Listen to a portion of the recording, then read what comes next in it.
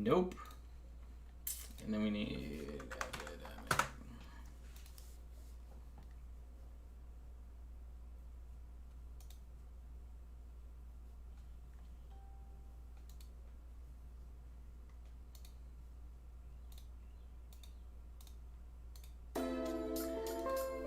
Okay.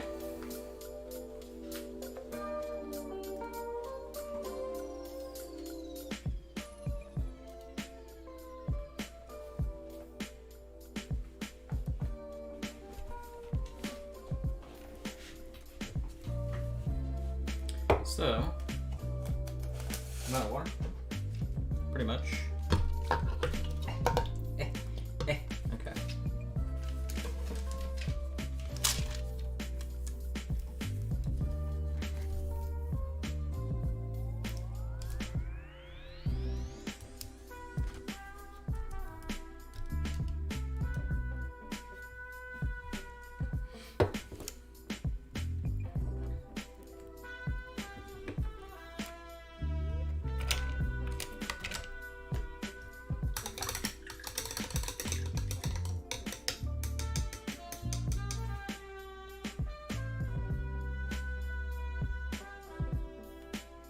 Okay.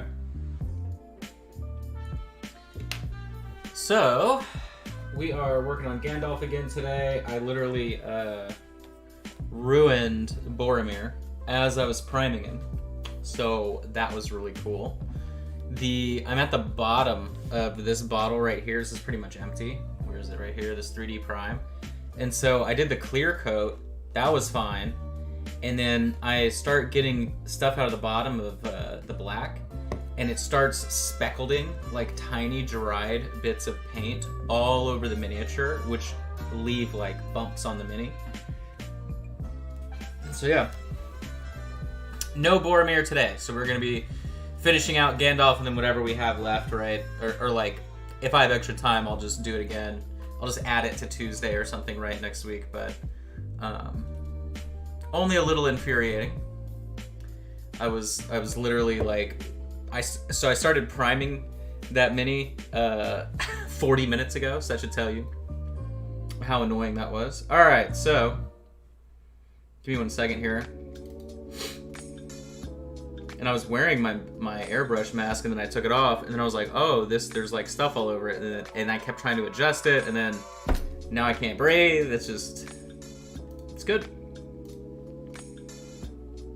It is good. Okay, so we'll just leave it like that. I don't want the white balance changing all the time. Okay, so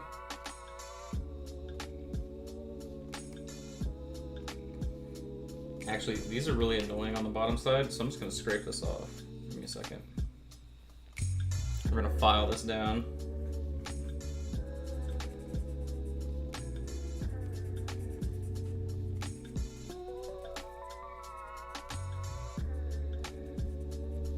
So it's hard to tell this stuff before you actually get started on the Mini, or like, unless there's lighting on it. All right, so do we get rid of it?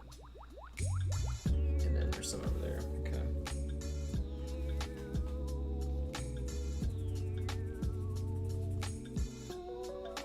But yeah, wet sanding with these fine grit sticks is always how you're gonna want to clean up prints if they have any issues. And somebody asked too one time, they're like, what happens if the end gets all messed up, right? Because I guess they just didn't think about it. But very easy thing for you to do.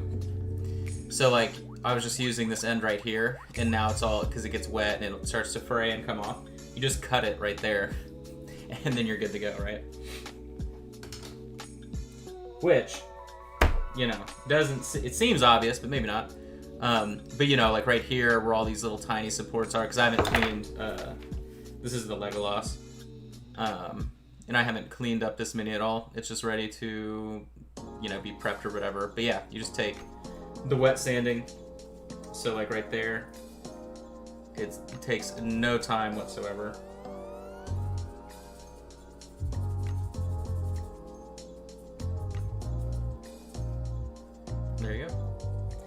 So, boom. But yeah, all right. Anyway, so you know, this will be the Legolas mini that we get started on eventually here. Eventually. Okay, so what can we do to kind of start off today relatively simply? Why don't we do the staff? And to do that, I'm gonna grab Bronze Shadow.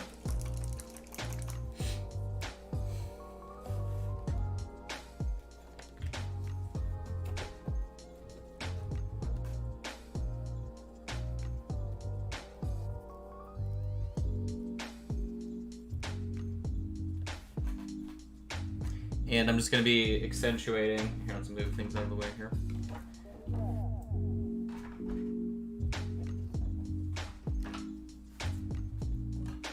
I'm going to keep the lighting going here with the Bronze Shadow. And I'm not necessarily paying attention to the individual grooves, so it's kind of like an implied highlight, but I am following, like if there's a more prominent edge or something like that. If you guys missed it yesterday, I did update the shop, and I also have the next Miniature Monday set available in there right now. So if you have been interested in that, definitely check it out. We're going to be doing R&E Studio, and we're going to be doing a, like, I called it Sands of Time because they're all from the Sands of Times release from R&E Studio, but it's all sort of like loose Egyptian inspired stuff. Egyptian fantasy, obviously. But yeah, one of them is a way big skeleton pharaoh, like ogre guy. So that's a really big mini. An Anubis, and then an elf with guitars, which is pretty cool. Like the fist weapons, and then some kind of like priest or priestess, or you know, a priestess or some kind of mage. But should be fun. I think this one's like $24 or something. It's still discounted, but just because of how much larger the big mini is for this month, it's a few extra dollars. And then for Patreon for July, we did get those miniatures selected as well. So the Scholar Plus class, the $10 tier, is an R&E Studio sculpt as well. I think they're both R&E Studio sculpts, actually. That's kind of funny. That was not intentional, but that's how it worked out. But so one of them is a Harpy Queen. That is the $5 class, and then the $10 class is Tarkon on a Chocobo. So like a Final Fantasy character riding on the back of a big Chocobo, and those will be our minis for the Feather classes. So that's happening next month. This month, remember, our Wizards this weekend. I should not have covered that up, but it's okay. We're gonna go brighter. But yeah, so this weekend is the $5 class on Patreon, and we are doing Nevin is the name of the mini, but it is a mage. He's gonna be wearing black cloth, and then he has a like fireball in his hand, and so we'll be painting the fireball effect, and it's you know, it's lighting onto the black cloth. And then the Scholar Plus class, the $10 class, is Soon Thar, so it's a Daybreak mini. Really awesome stuff, always from them. And he has a big staff that we're going to be painting as if it has like a crazy eldritch glow. So that one will be more advanced because he's, well, it's always more advanced. We'll see what happens, right? But what I'm assuming is he's not just wearing all black. It's a pretty intricate miniature.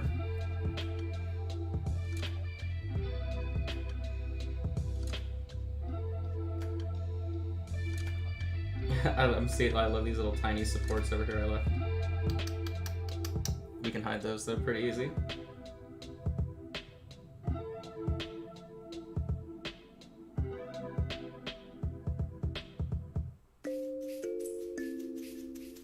But tonight I have to update the firmware on one of my printers. Some prints. I did get some orders that came in last night, so hopefully I can have those ship out Monday, but they'll probably be Tuesday of next week if I had to guess, but.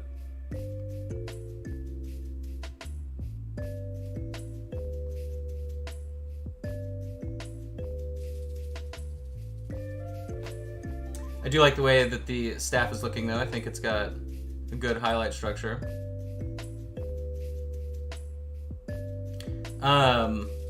Rob, so you actually missed it at the beginning.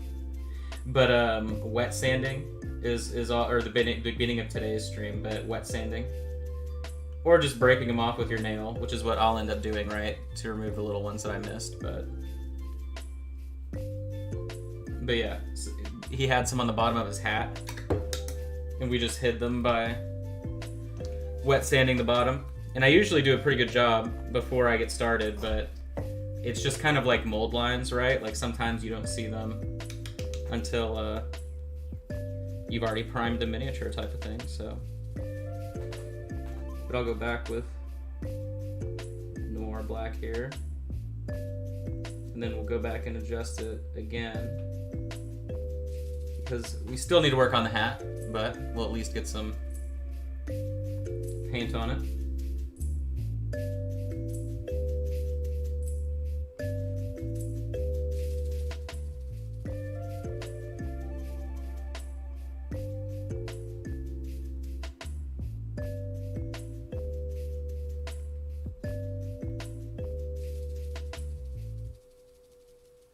Easy enough. Okay, continue.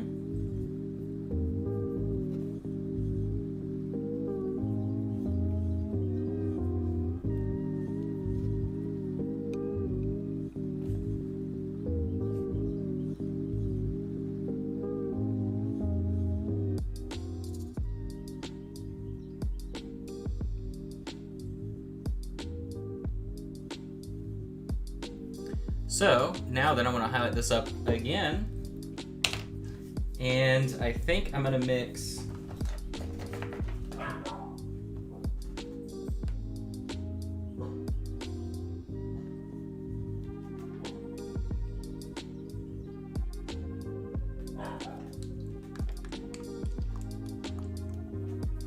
don't know why it's barking. We're going to mix moth green.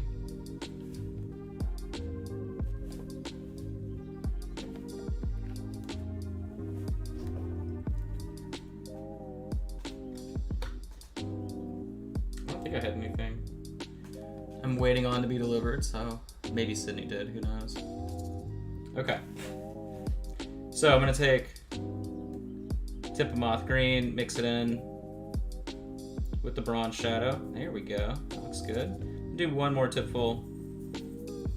That's nice, okay.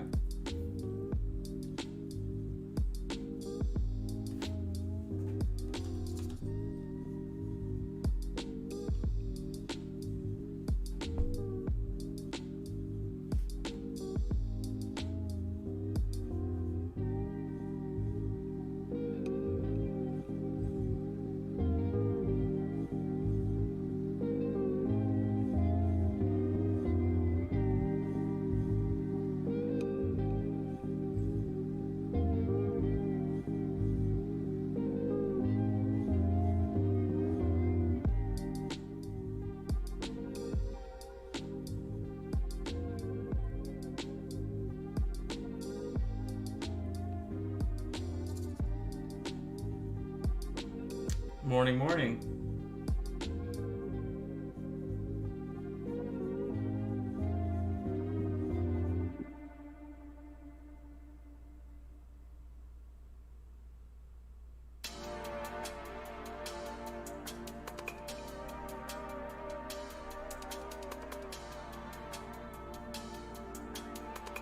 Doing some selective highlighting here, but it looks good, huh?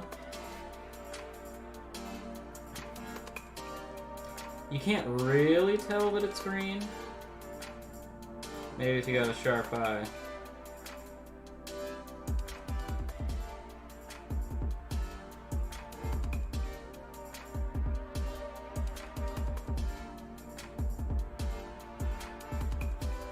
All the color theory mommies would know.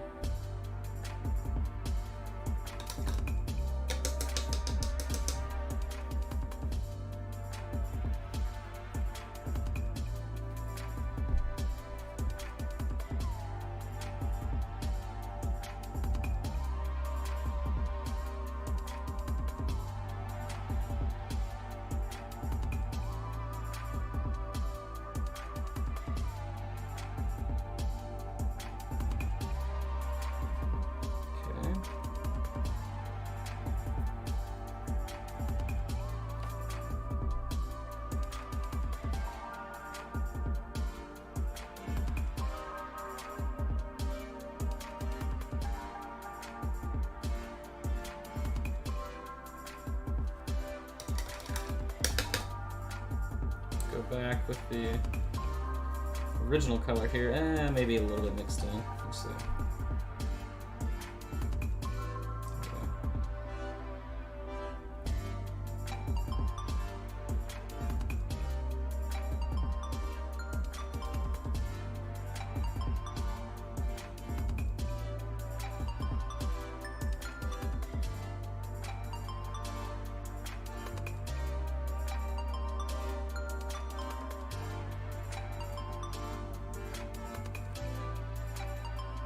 Okay, so we've got the greens, the purples, reddish browns. Got all the star players here.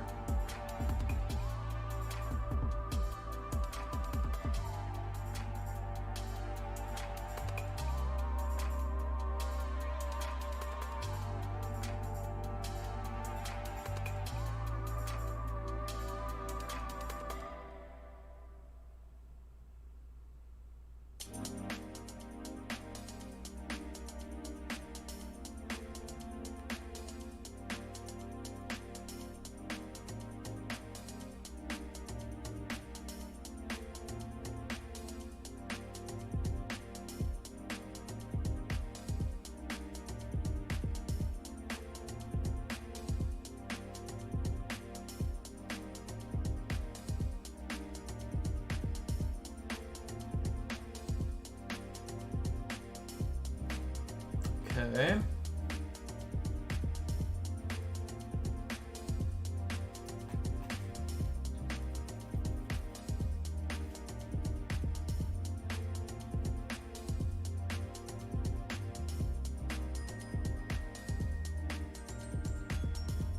Yeah, it sucked about Boromir though. So annoying when that happens, but anytime you get to the bottom of a bottle of airbrush primer, you always, I mean, the risk of that happening is always pretty high unless you're somebody that literally unless you close your cap like the second you're done every single time, any kind of drying that happens inside the bottle is always gonna head that direction. Okay. Some dust on it. I just need to maybe a dry brush here. Yeah, I was looking at a lot of this. I'm like, what's going on? But even so, like these little flecks that you're seeing right there, this little dot. There's one on his arm. Let's see. Oh, right here on the front of his little skirt, right? Those are all tiny little flecks out of that same bottle. So that tells you. I should have noticed it, right? But okay, so I like that color for the staff. I think that's pretty good for now. So then, why don't we work on his bag? So I'm gonna grab Auburn Shadow.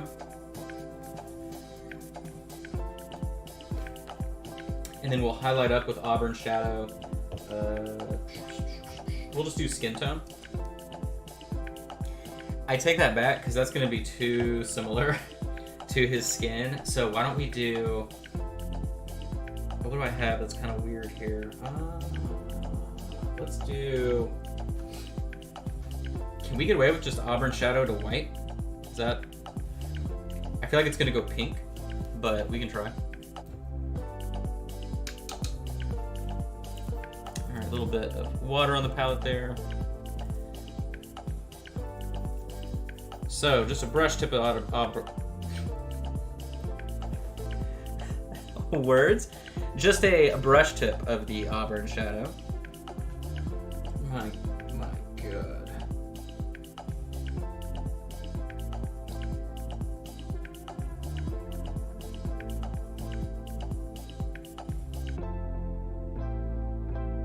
Oh my gosh, okay. Let's not do that. Going from a bad angle. Got the paint on the belly there. I am just so out of it today. I think my allergies been really bad, so I feel like I haven't been painting as much. Gandalf the green. Somebody missed the last stream.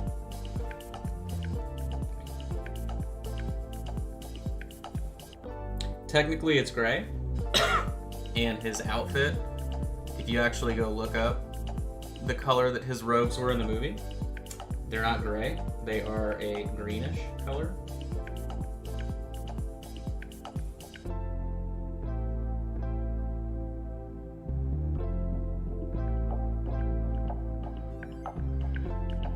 His hat is a blue-gray, and the rest of his outfit is a green-gray.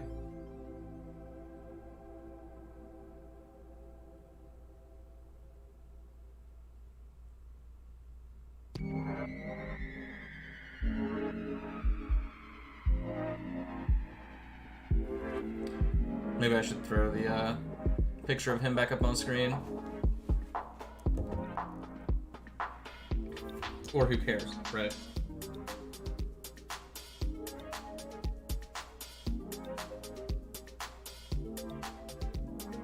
So I'm just adding a bunch of texture here to the strap. And we're gonna highlight it up another level, so this is kind of just like, you know when like the smooth part of leather comes off and you're left with like the fuzzy part? That's what this lighter color represents.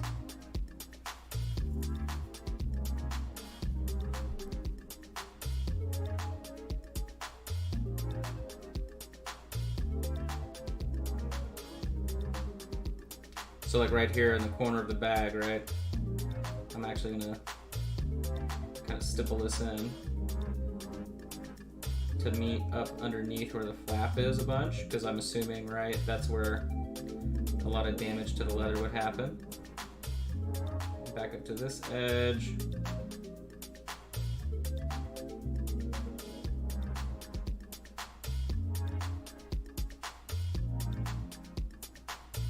As much as I like to think Gandalf would have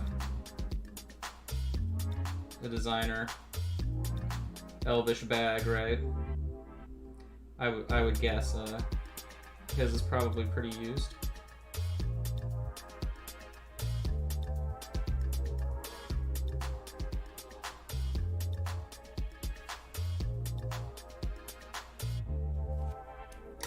He's like, I got this bag when JCPenney's was a thing.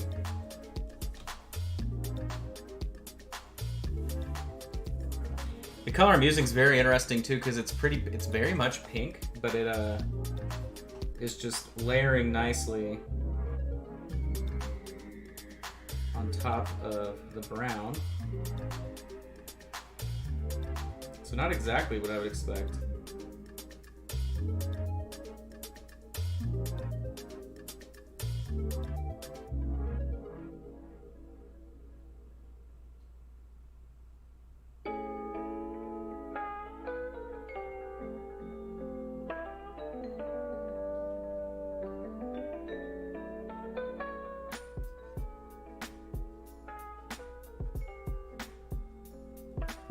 Okay.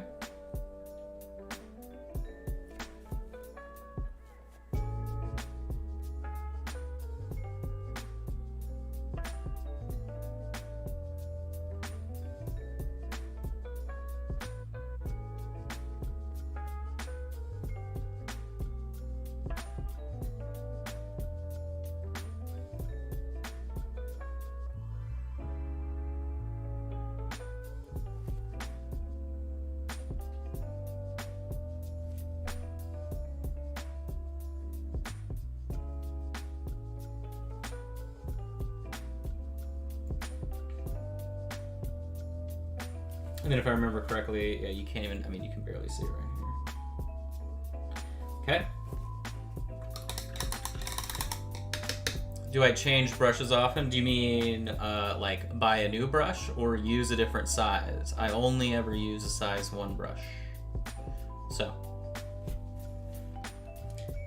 going through brushes, they usually last me quite some time. So let's do, I'm actually gonna grab Marigold Yellow and I'm gonna do like that plus white.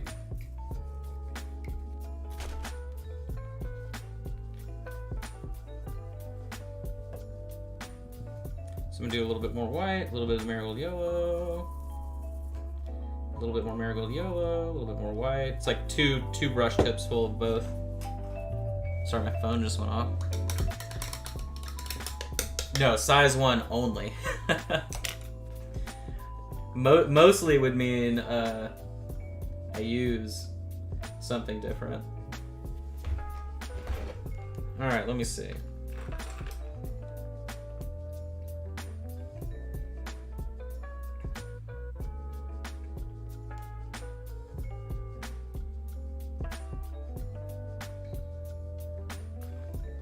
Cool.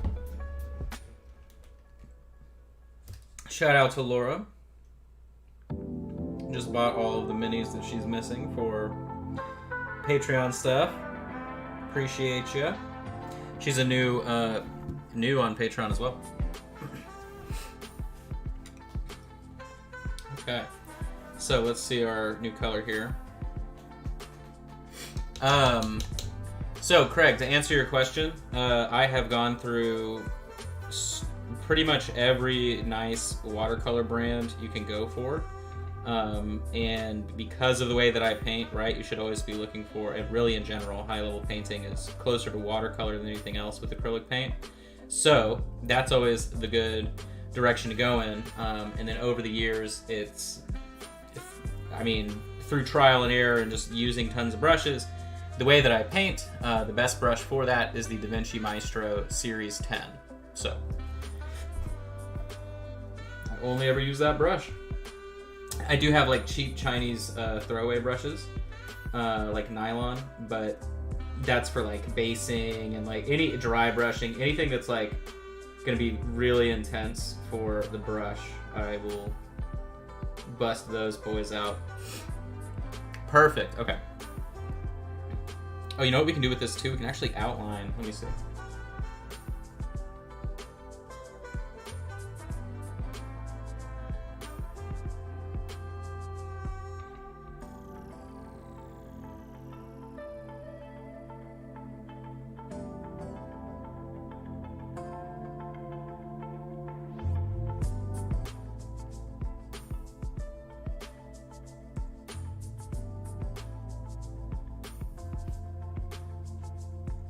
Very dope.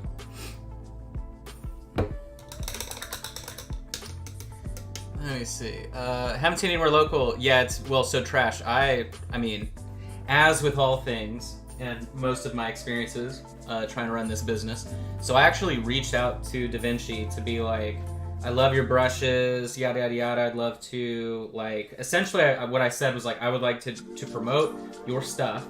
To do, you know, if I could get like so many brushes every 6 months or maybe every year or whatever, you know, and I was talking to the guy that runs it in Germany, and so he was emailing me back, and you know, it was pretty understandable back and forth, so I don't really think anything was lost in translation, and so they were like,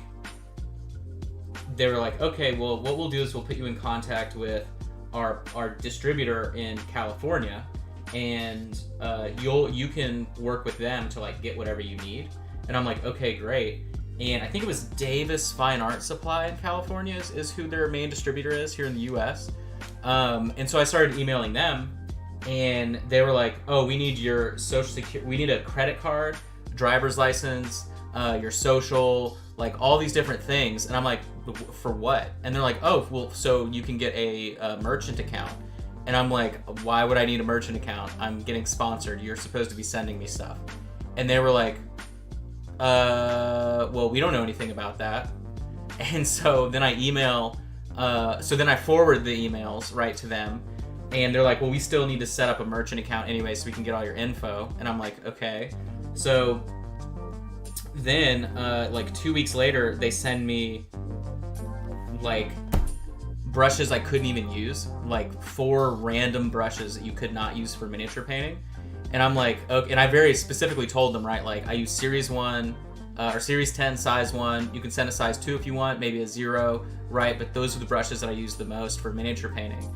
And they were like, well, we'd rather you try these. And this decision was not made by the guy running it in Germany, right? It was made by the people here in the US. And so then finally I emailed the guy back in Germany, and I'm like, hey man, so like, what's the deal? Because you said, you know, this is what we were doing, and then these people out here in California are like screwing me around, not answering my emails anymore. Like, what's up? And then he didn't email me back. And then like 3 months later, he's like, we know that you work with Reaper Miniatures. Is there a way you could put us in contact with them for possible distribution? And I was just like, man, fuck you, right? Like your brushes, right, are like the best brushes for the type of painting that I do, but you gotta get out of here. Like, I'm not gonna help you if this is how the deal went down. So, but yeah, if it's here in the U.S., you're dealing with that company in California, and that's why I would assume they have like no retail presence anywhere. So the best place to buy DaVinci brushes is Jackson Art Supply out of the UK. Even with international shipping, it is cheaper than buying the brushes on Amazon. Now, of course, if you just want to buy one to try it, as always, feel free to use my Amazon referral link. You can go to minipainting.studio, click the Amazon link at the top of the page, and then just do literally any shopping on Amazon, and I will get like a very small percentage of your total purchase. And you know, I don't really advertise it as much anymore because it fell off so much, but there are still people, thank you so much, that faithfully follow the link. So every month or so, right, I'll end up getting like $10 in credit. So I do appreciate that. But yeah, so if you only want one, buy it on Amazon. Make sure you buy it with the tube. That's a whole other story in itself. But otherwise, check out Jackson Art Supply. Even with international shipping, you save like nearly 50%. So I always recommend it. Because yeah, I bought like 10 brushes.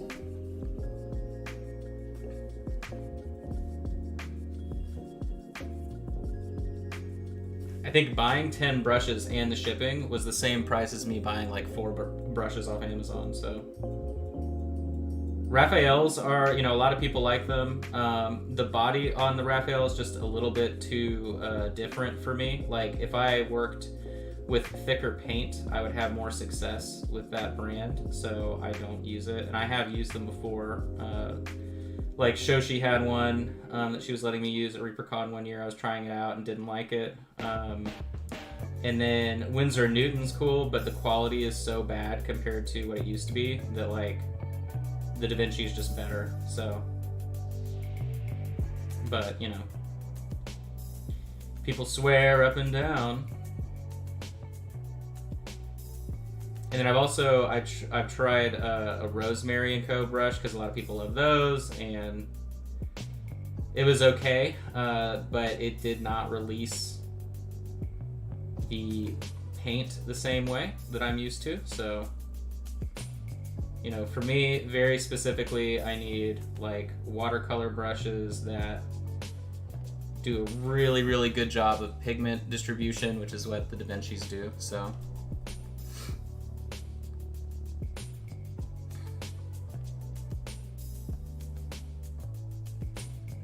adios.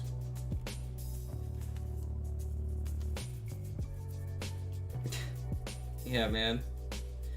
You know, it's just so funny, like, how many opportunities I've had with companies just from, like, reaching out to work with them and everything, and then, like, whether or not those opportunities they fulfilled, because that's what's funny, right? My end of the bargain is as somebody that makes content, is always, like, just making content and talking about whatever it would be. And so it's like, literally, I do the work for you, and all you gotta do is send it. And it's just so funny how many companies will be like, yeah, we want to do this, and then they just never send shit. And you're like, okay. All right, well, that's an okay. You know, I still like your stuff, but oh well.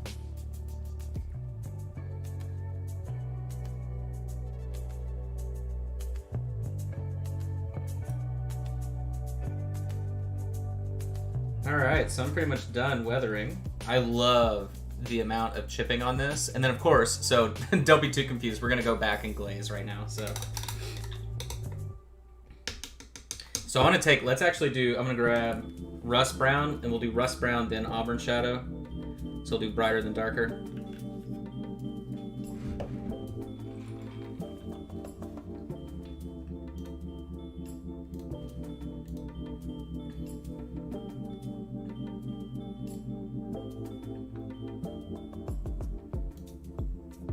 Sorry, I heard a ping.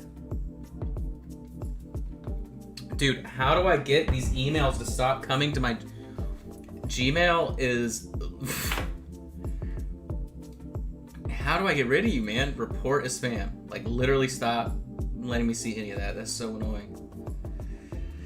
Whew, okay. Somehow, I started getting spam that's like, local emergency alerts. And then it'll be like, oh, here's your forecast for the rest of the day. Also, here's a bunch of spam nonsense. And I'm like, okay, report as spam, block, report it. And they just, it just keeps on coming. Oh, okay, hold on. The Slamurai. What is it? Okay, I don't know what he's sending. I'm gonna close that though. That's Will. He will probably pop into the chat here if I don't answer. And he'll say, "What's up, man? I gotta go get on the bus." We'll see. We'll see if my prediction's correct. Making a glaze here. Okay. And I'm gonna start. Let me get close. I'm gonna start in the kind of center portion here of this brighter area. Then glaze my way down. Like so.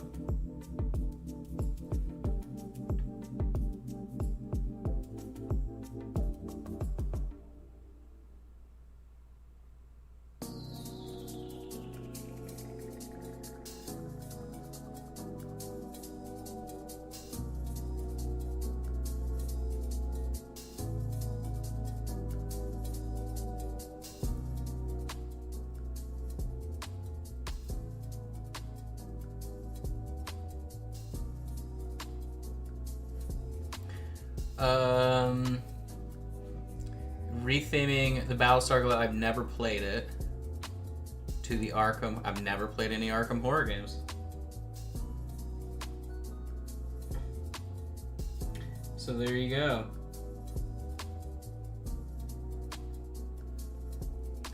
Ding ding dong dong. Alright, that's cool. I'm gonna do the exact same thing with Auburn Shadow. And then we'll probably use like some purple or something.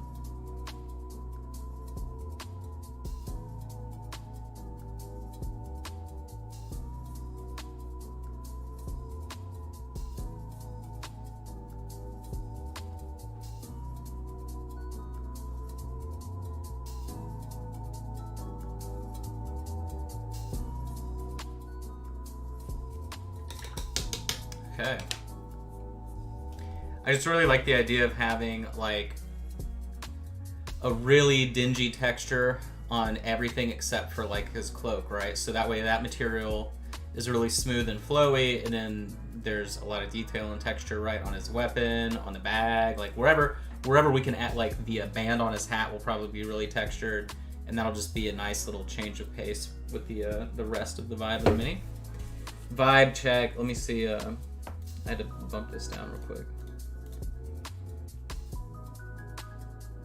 Yeah, like I said, I've never played Arkham Horror anything. I know a lot of people love the games, right? I mean, it's a huge franchise.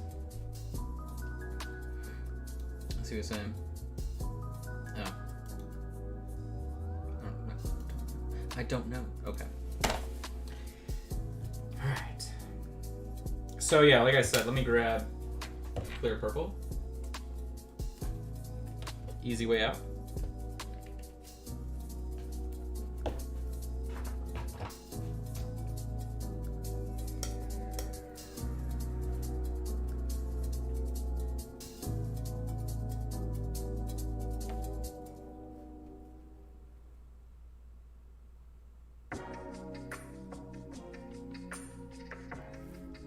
I'm just gonna go through. Did I tilt this? Hold up.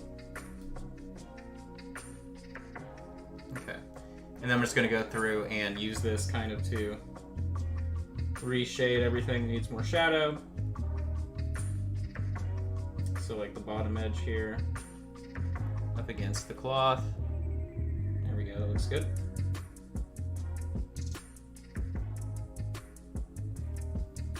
I don't want to cut into the cloth too much. If we have to, we have to, but technically the top side would get a highlight, but it needs to be darker before we make that decision.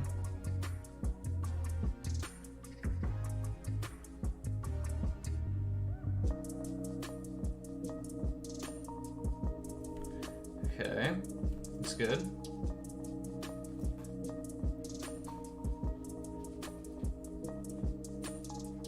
Yeah, it's a Balenciaga bag.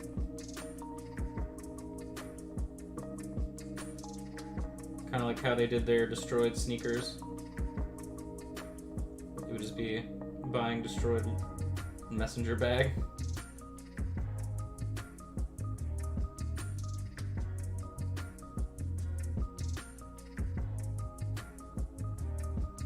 No, if he was really modeling, it'd be like a Marni bag or something. Balenciaga's too mainstream.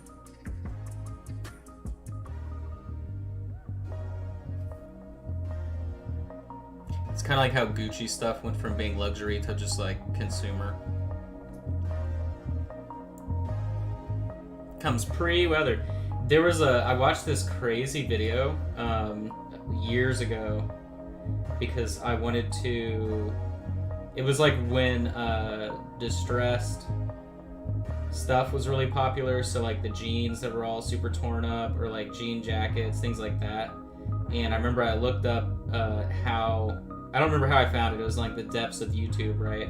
But it was one of those things where it's like, okay, well, we're going to show you how we distress jeans, like the companies do before they ship them to you. And it was wild because they have like, they'll have a machine that specifically injects like bleach at the same time as like tumbling the pair of jeans with rocks and stuff for like 8 hours. And so the jeans go in brand new, super crisp, and then they come out looking, you know, not destroyed, but like intentionally done in a certain way.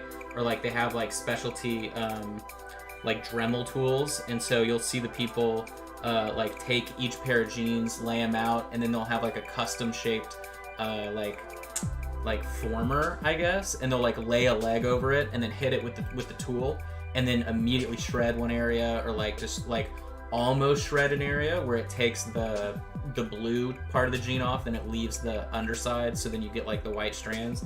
It's crazy, but yeah, I mean, you would like, you know, you joke like, oh, you know, it makes sense to joke like, yeah, you paid to have it destroyed, but then when you actually see what they're doing to do it, you're like, huh, okay, well, that's a lot of work.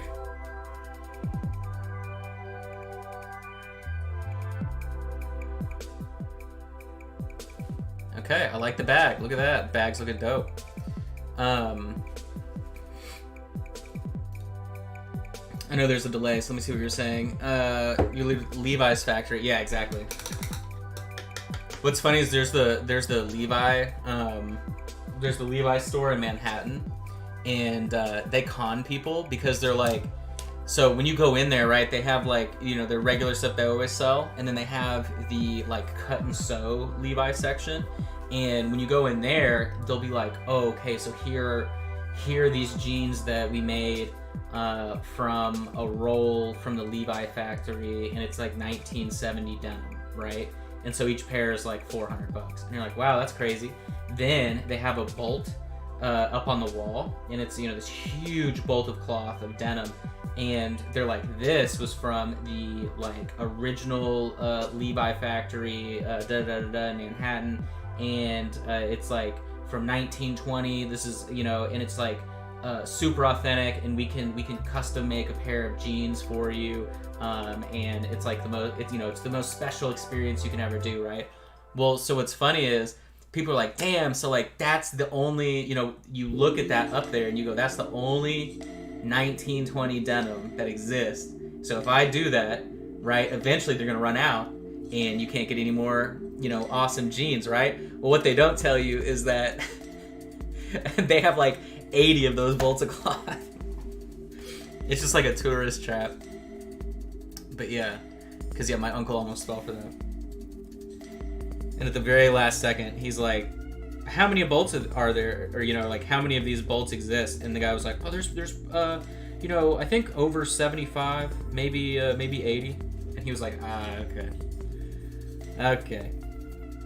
All right, so now I'm going to take a little bit darker color here for the belt underneath. And the trick that we're going to do with the belt underneath is that we're going to go yellow with it instead of like purpley, and it's going to be much darker. Uh-oh, who's throwing up out there?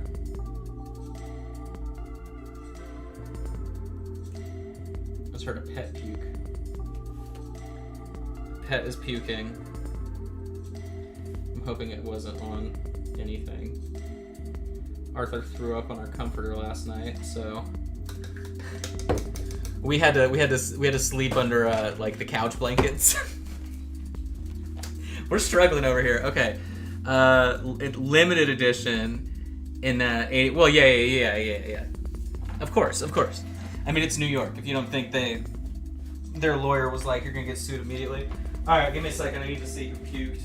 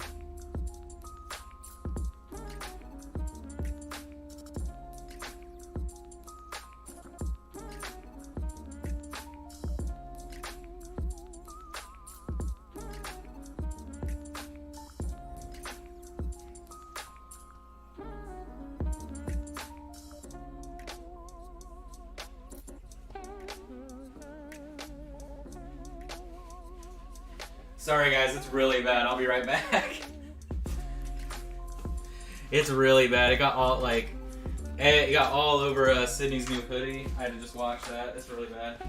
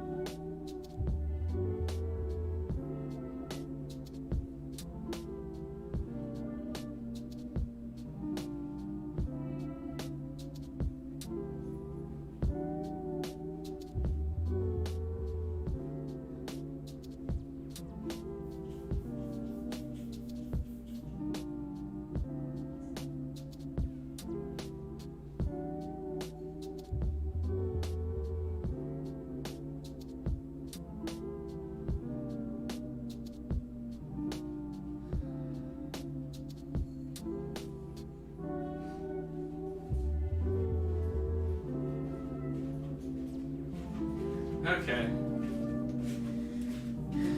You guys are all troopers. Oh my gosh, that was really bad. So sometimes Arthur just like... So Arthur ate at 11 today and literally just puked like all of his food undigested. So... Oh, that was so bad.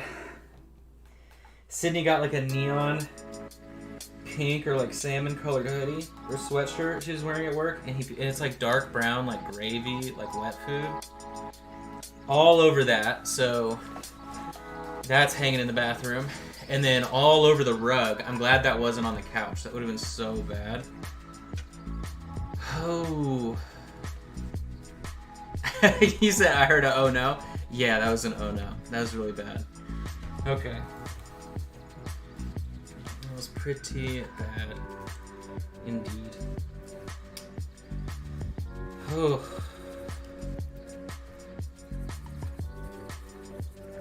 So I mixed marigold yellow into the bronze shadow. The two colors go great if you want contrast. Luckily our rug. So we bought one of those rugs from, or Sydney did, but she bought one of those rugs from Ruggable. And, oh, we didn't wash that down. And Ruggable makes those, they have some cool ones that are like Star Wars print pattern, like it's sort of they make a weird rug base that's like a non-slip thing, and it essentially and then like your rug velcros to the top of that. It's really kind of hard to describe, but essentially it allows, if it gets dirty, you take the top off and you just wash it in a washer, right? So like we can wash our rug without it being like a huge deal. But yeah, in case you've ever seen their ads, right? They actually are pretty nice. Limited edition resin. Dude, there's a Kickstarter that just went live. The guys from Atlas Support company that like do pre-supports for 3D modelers, which they do a good job, but also they don't do a good job at the same time. But you know, it's hard to cater to everyone's settings, right? But they just did a Kickstarter where they're like, all right, y'all, we've been developing a resin. It's finally available. Oh my gosh, right? And they're like making a big deal about it. It's like you save $4, and the pledge, instead of like getting a good deal on a bunch of the resin, like the first 5 pledges are for 1 bottle plus some like STL files. Just like, what are y'all doing? If you're trying to get your resin into the market, you need to make it as cheap, like literally as cheap as you can, so people get used to using it, and that's all they want to use. Like it just made, because I was interested in seeing it, because they're like, we specially formatted this Oh, and for people that are interested, you can pre-order the Mars 3. The Elgu Mars 3 went on pre-order today. The early bird price is gone. It was $275 early bird special, which is a great price. But so now it's $300, which is a great price, and it is a 4K mono screen. So if you don't have a 4K printer, this is now a way better value than the Frozen Sonic Mini 4K, which is a small high pixel density printer. So if you've just been wanting to print miniatures, that is like literally as good as you're gonna get. And because it's Elgu, it means the machine's gonna rock and roll way better than the Frozen Sonic Mini. The Frozen Sonic Mini is a good machine, but people do have usage problems with it. So just because of the way that it's kind of designed. So if you were interested in that, definitely check it out. Hopefully you can tell the difference, right, between what we did on the leathers. One leather, very warm, and then the belt, you can tell, right, really dark with that kind of yellow weathering. So that way we can have 2 leather materials right next to each other. Oh my gosh, I can't believe he threw up like that. I think he's having digestion problems the older he's getting. And he always seems to have problems with really dark stuff or anything that's beef. He can't eat beef. It always makes him puke.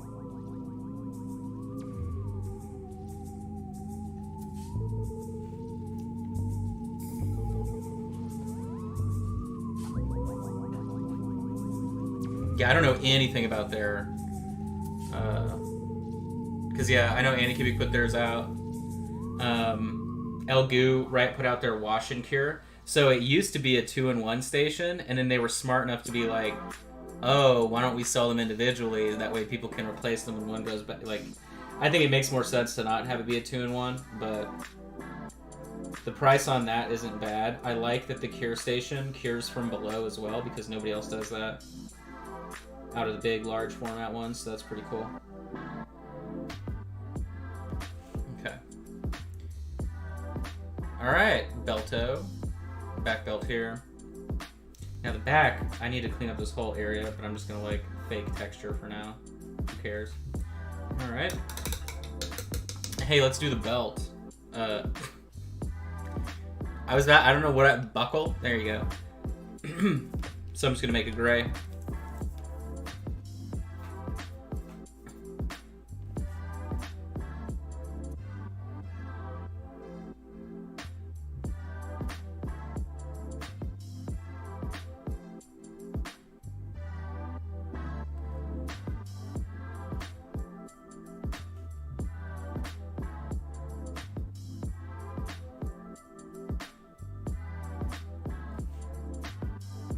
Okay, I'm gonna go brighter.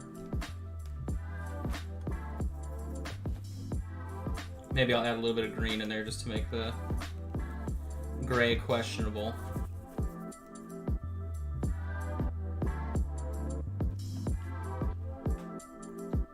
Okay.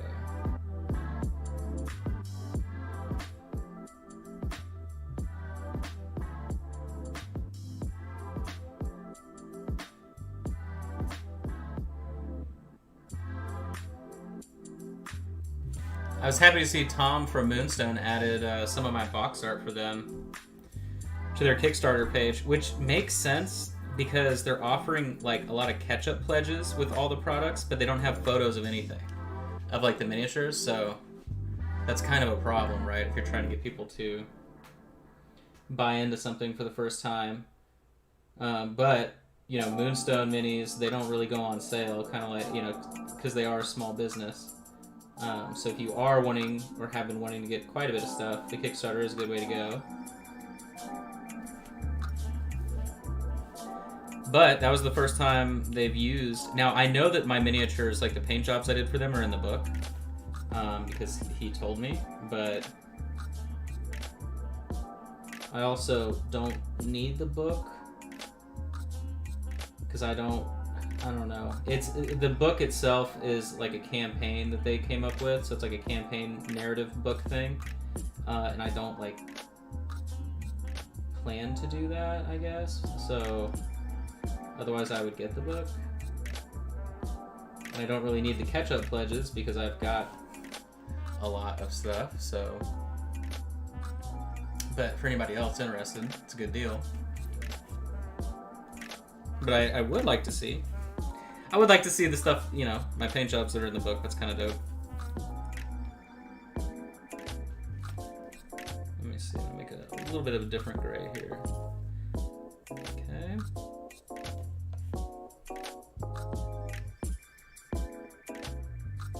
I saw that they had, I think it was Angel Giraldes, right? Paint miniature for them too. Maybe it was Sergio Calvo, I forget who, but they had some big boy paint their Kickstarter mini, which is nice. Is Moonstone the company? No. I think you're thinking of, oh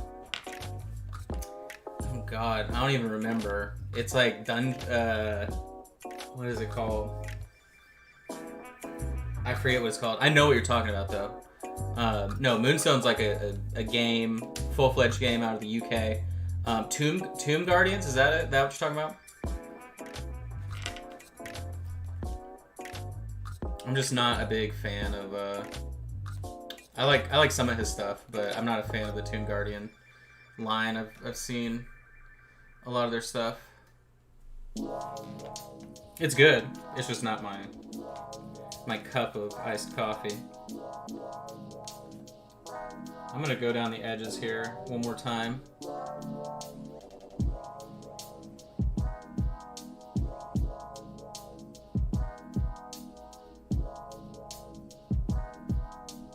feel like we lost our edge, so to speak. Cool.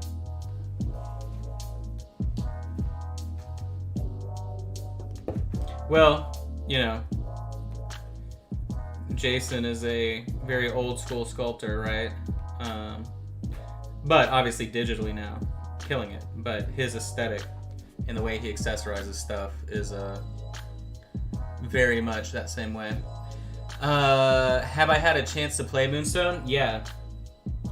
Moonstone's really fun because it's a game where it isn't so much based on the dice and like abilities. So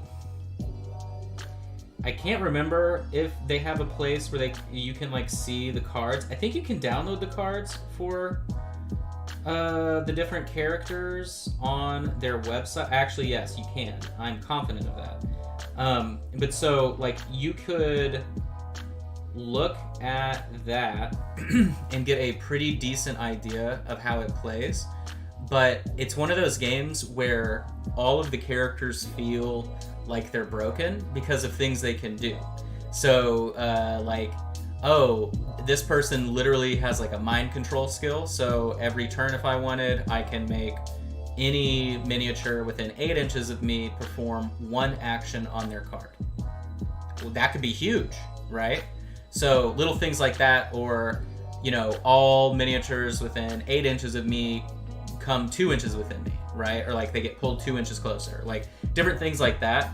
And the game itself, right, is based on gathering the moonstones that are randomly placed every game. So like your objective is to grab that while fighting the enemy. So it isn't necessarily like, oh, my character doesn't have a really good attack. Well, if it's a character that doesn't have a good attack, they probably have some other like interference thing or something where they can like throw another miniature, like something like that. So it's a very like, I don't know how to describe it other than like it's a more of a lighthearted game, I guess. I don't know, but it's really cool. And the meta, so to speak, out like through list building and stuff, really is just based on keywords. So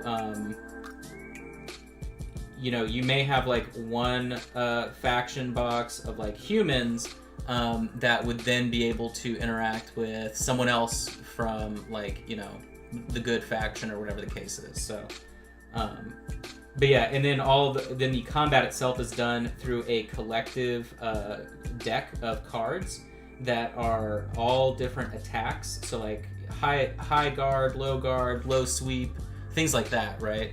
And both players, or all of them, feel that way. But so Trash, Moonstone, Relic Blade compared to Moonstone, Relic Blade is exactly that. Very short, not super complex game.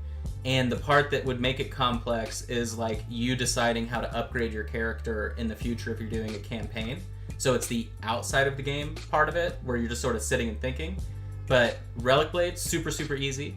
Moonstone, not as much post-game planning, but more of, you know, figuring out the synergies of how everybody's interacting that you're using. But it definitely is a more intense game in terms of like paying attention to what your people can do, if that makes sense. So there, you know, comparing it to like 8th edition or 9th edition 40k, 8th edition 40k, whatever the case is, right? Definitely easier than those games. So definitely don't take as long. Moonstone takes longer. Relic Blade, pretty short, but Relic Blade, of course, you're playing on a 2-foot game. Well, actually, I mean, you pretty much play in the same amount of space. Yeah, I mean, Moonstone just takes longer. That's the simplest answer. It just takes a little bit longer. I'm painting this clasp right here because that would be metal.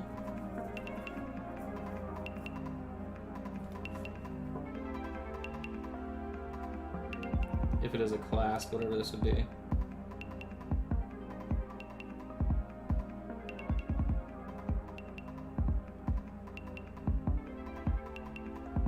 But yeah, Relic Blade is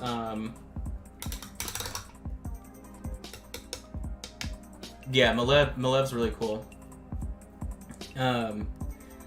So I would say that like Moonstone is more comical in terms of things that you would experience in a game, just because of what characters can do. And then I would say that Relic Blade is much more, maybe it's way more scenario based, I guess, is the way that I would kind of set it up in comparison. Moonstone, obviously, you can have scenarios, but you're always usually doing the thing, right? Like, we're going to go get those Moonstones, and then hilarity ensues. And then Relic Blade is like, you have, you know, X objective, but really with Relic Blade, the fun part is getting to use the equipment cards and the skills and everything that you get as you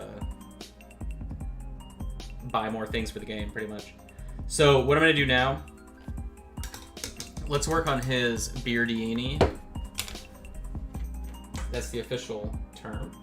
So I'm going to grab, let's do a little bit of a different one. I'm going to grab Twilight Blue, which is like Military Blue, but a little bit more purple, so it would make sense for us to use it.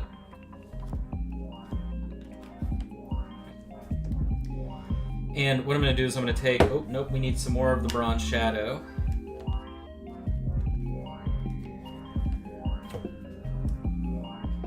And what I'm going to do is I'm going to take the Twilight Blue first. And just sort of quickly rebase coat all this goodness.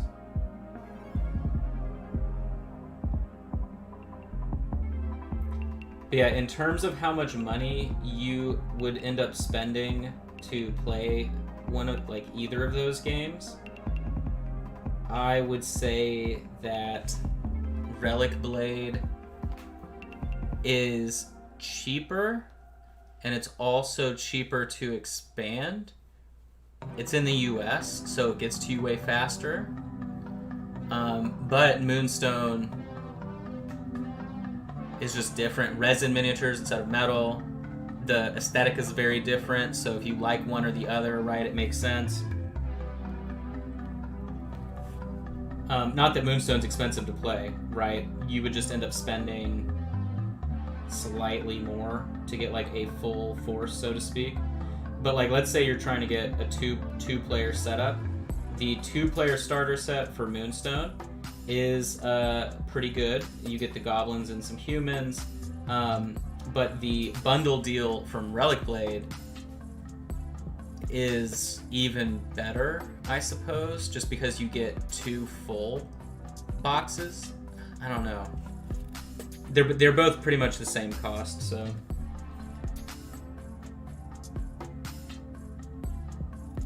And then for Relic Blade, the new campaign book they just put on the website, that one does not come with the rules. So even though it comes with 2 really cool forces for the good guys, bad guys, or whatever, it's not like a full experience, I guess. So do keep that in mind.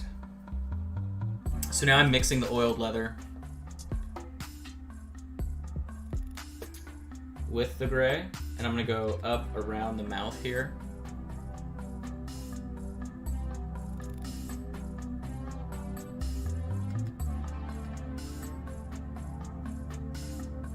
Just like that. We're just doing like the base colors.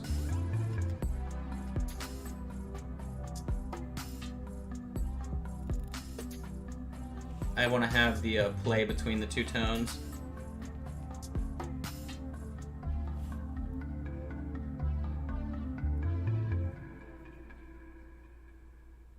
You don't want oiled leather directly, you want the weird mix. But his beard is a mix of like white and sort of like very lighter grayish blonde type of deal. So that's kind of going to be kind of how we base that in.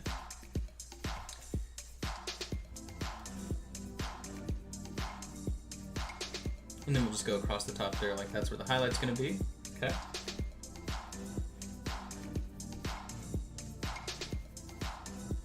Then for our first round of highlights, I will just do Twilight Blue mixed with some white. But we need that to dry.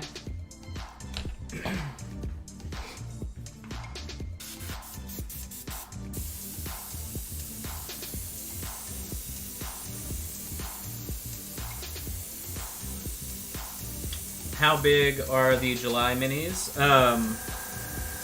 So they're like normal sized minis, except for the big skeleton. He's like this tall.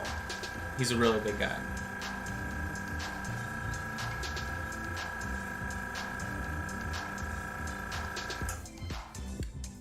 But so like this is an R&E mini, so like the proportions are very normal. This one's just blown up really big, right? So they're like your standard size. They're not like Signum where it may be huge like the dwarves that we're working on right now. But they're not small. So they're very much like normal size. So they're not like Daybreak minis that are a little bit smaller than you would expect.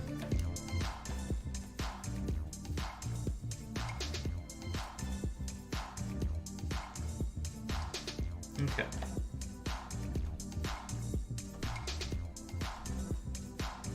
Yeah, somebody asked about the snails, like the crazy abyssal snails, and I printed out all of them. I just need to take him photos so I can email those in.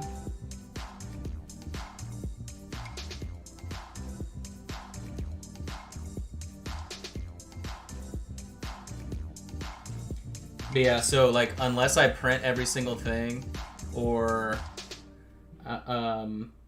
unless I don't even know. I'll put it this way. The people that run the Patreons, I've only experienced maybe one or two that will like give you photos that help you understand the actual size of them, or give you actual dimensions that you can put up to say like this miniature is this tall. Sometimes they'll tell you like this miniature fits on a 80 mil base, and you're like, okay, well it must be really big because it's 80 millimeters, right? But it's kind of funny that they just don't tell you this. They're just like, nah, it's just not a part of what they do. So, because yeah, I had one person leave like a nasty comment when I was advertising stuff one time, and they were like, how am I supposed to know how big this is if you don't and it's like, okay, well, they don't tell you. So, I mean, I already don't have enough time, so obviously when people ask me questions, I can answer it, but if you're like mad that I don't have the time to go through and look at every mini and then like take a photo of its scale, like I'm not doing that for you, so.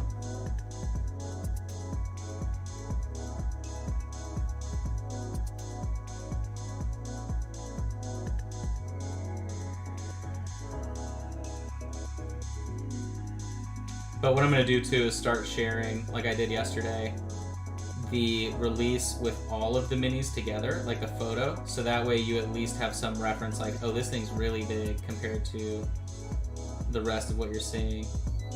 But yeah, the slight price increase on next month's Miniature Monday, which you're still getting a really good deal compared to the normal price, but it's just because that big skeleton's so big. That big skeleton is so big. So I'm going pretty bright with this immediately, and we're just gonna wash it down, re-highlight it up. Because I definitely, like, this is not how I want this to look.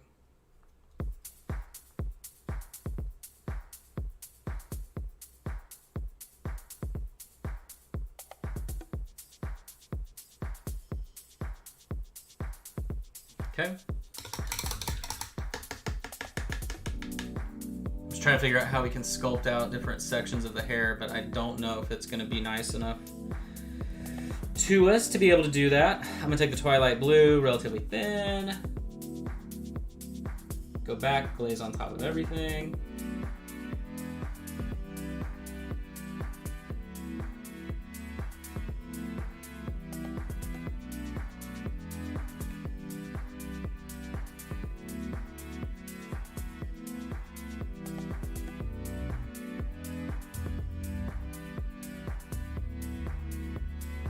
Out of all the Lord of the Rings minis, this one is the one that the eyes are going to be the absolute worst to try and touch.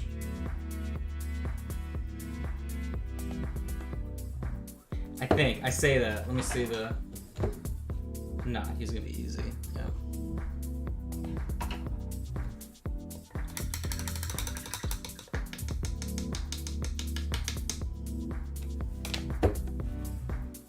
this message was here. 2 messages.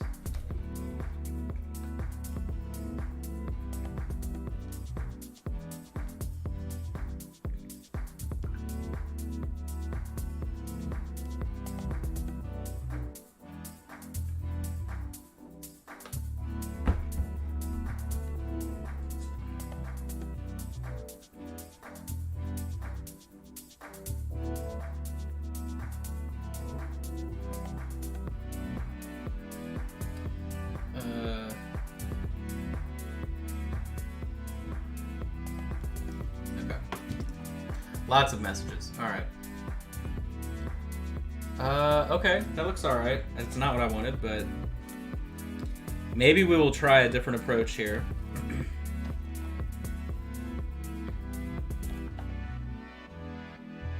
I don't know. I'm just not at all happy with this facial hair. Let's see.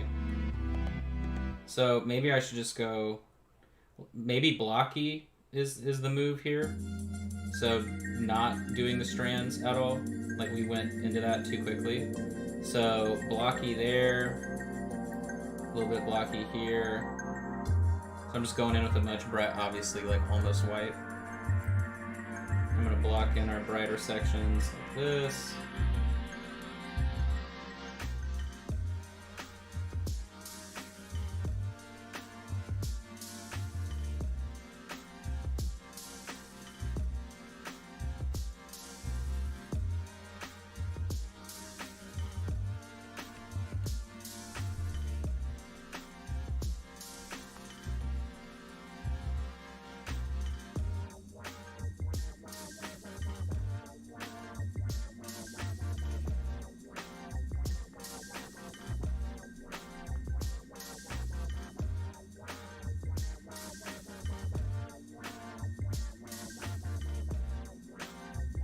Okay, so we'll let that dry, and then very gently, right, go back in. Maybe we can do, because yeah, that color is not really going to do much for us, so,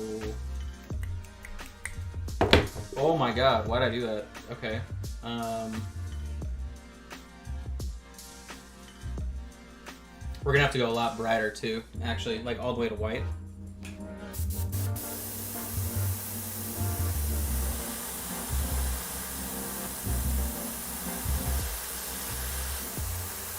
I can't believe how it went from being like not super hot here to all of a sudden just 100. Just super humid, 100 degrees.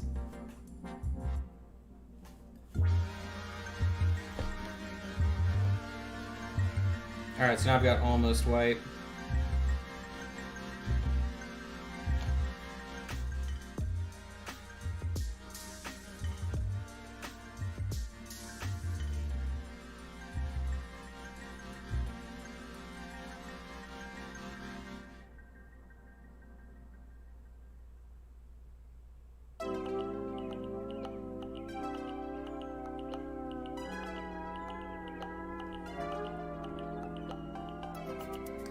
Yeah, Garden must be loving it.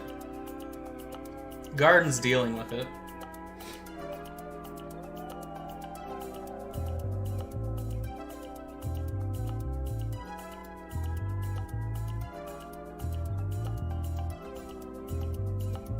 Got our first tomato off the other day, and then now we've got 2 more that are about to be ready to pluck.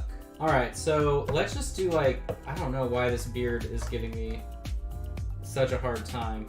So I'm just gonna grab, I don't even want to do that. That's what's so annoying. We can't do, okay, fine. So we'll do clear purple. So stupid. I'm just not, it's funny that it'll just be like one thing like this that just drives me crazy. So clear purple up here. And I'm gonna mix 50-50, twilight blue, clear purple. There you go. Okay, and then I'm gonna go back in and start building down.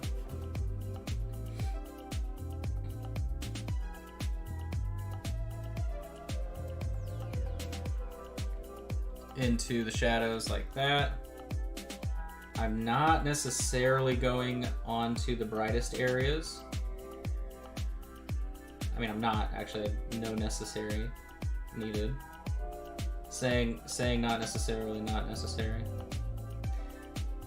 I'm just going into the sort of darker gray parts here.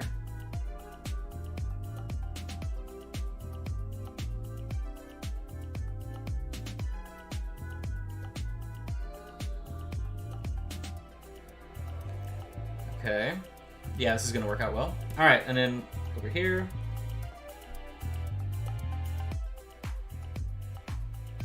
Sydney was like, I'm gonna be late for dinner, so that means she's not gonna be home till like 8 o'clock or some nonsense.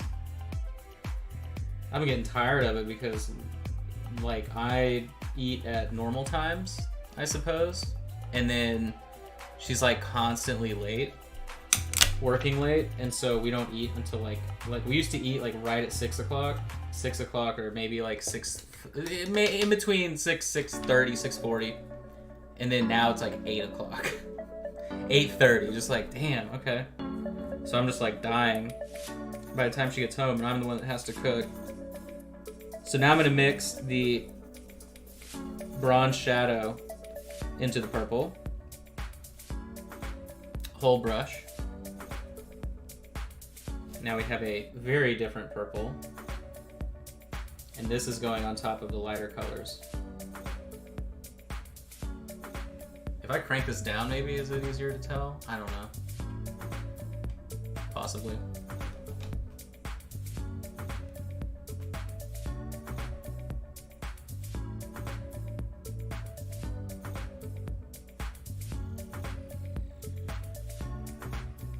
Okay, yeah, this is way better.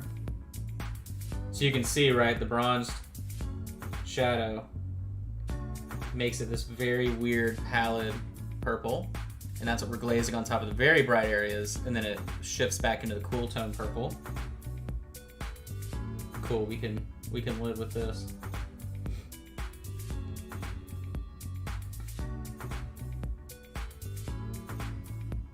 Okay, back here.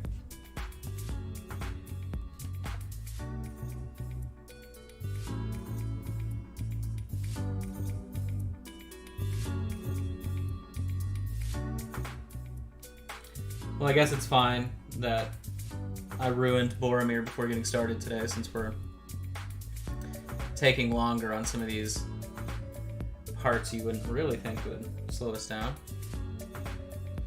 But they are.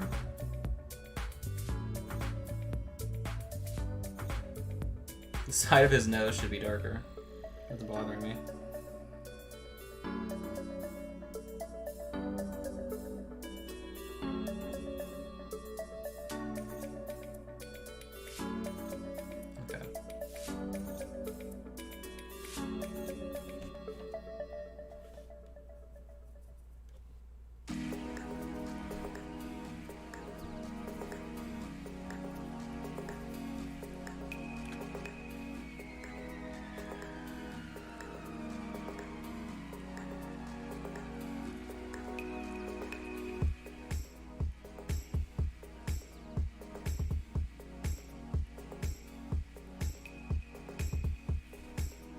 Okay, yeah, this color is way better. So now what I did is I just added a little bit of the Twilight Blue and a little bit of white to what we just had. And that's now like the new base color, so to speak.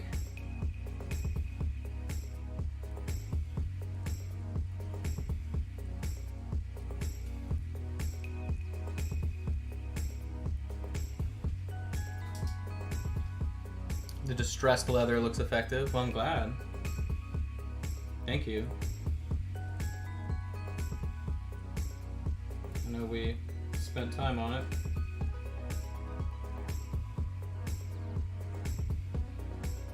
I like how I always say we, like you freeloaders are doing anything to help. No, I'm kidding. I'm kidding. We're painting together.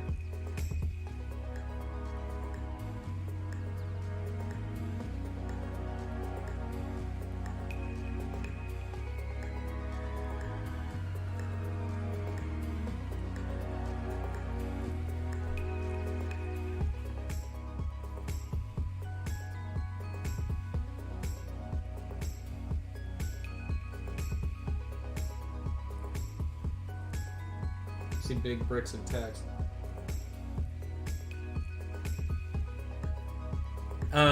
Yeah, so go on YouTube. All the videos are on YouTube. I think they said they're only going to retain videos for like 60 days or 30 days. I forget what. But I have like 5 years worth of videos, which is funny. But yeah, that's something I don't think I'll have time throughout the rest of this week, but this weekend I'll be going through, and then I'll be adding links to the old Miniature Mondays, the ones that we've done, so that way like the link to the video is there. I just haven't had time. I mean, I've done really well this week in getting the things done that I needed to get done, so I'm just like, I'm really negative to myself about it, I guess. I'm really hard on myself. So I'm happy with everything I've gotten done this week so far, but it's just, my list is like just awful. So this weekend I'm hoping to get a lot done.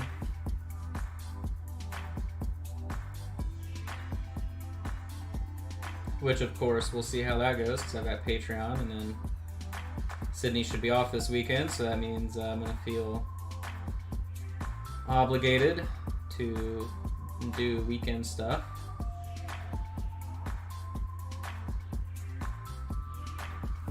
I work non-stop. I don't get days off.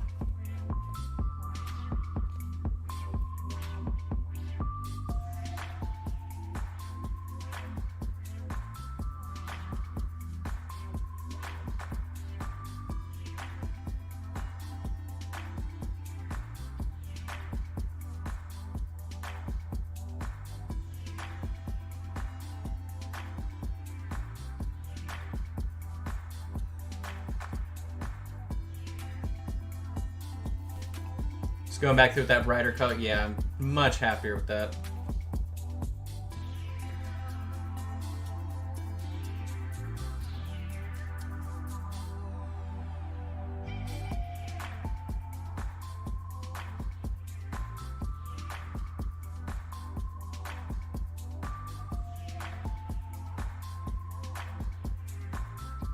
Oh, so some good news. A little ray of sunshiny hope. Now again, I'm saying this out loud, doesn't necessarily mean anything, but the property management company did finally get back to me after 4 days from me messaging them about renewing the lease. And they were like, okay, yeah, so-and-so will send your lease renewal to you digitally next week, so keep an eye out for it. And I was like, okay. So, that's great news. I mean, if you have been watching, my pathetic existence long enough, you know that when we moved in here, it was insane, all the problems we had. And because of that, I was convinced they weren't going to renew the lease, just because we had lawyers involved, but looks like they will. The only reason I'm suspicious until I see it is I just, they could like try and jack the rent up on us. Like, we'll just see what the idea is. I've been reading on Reddit. I read something the other day that was like, in Oklahoma City, which is hilarious that it's happening, but because of the pandemic, everybody was having renter problems, and so now it's like impossible to find a place to rent, and the rent is also getting jacked. Like, if you're renewing your lease, they're like, okay, it'll be an extra $200 a month. Like, what? And then I read, I know where this person lives, because they said like where the complex is. And they were back by where my old apartment was before I moved to Texas. And that's not it's not a bad part of town, but it's not an expensive part of town at all. They raised his lease $500 a month. And when he complained, these are apartments that may be like $1,300 a month, and now they're like it's $1,800. And when they're like, yo, like that's not the market rate, they're like, well, it's because we had so many people not pay during the pandemic.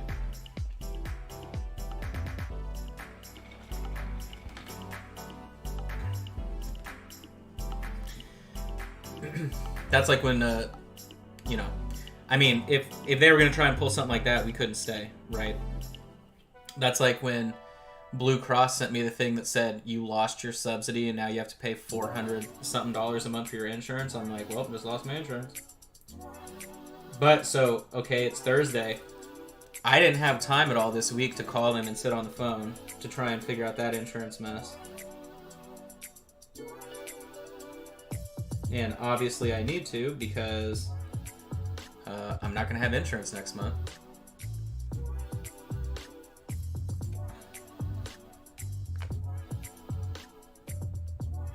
Or, well, I guess I will have insurance. So like if I'm really screwed, the way that I would play the game is I just won't pay the bill.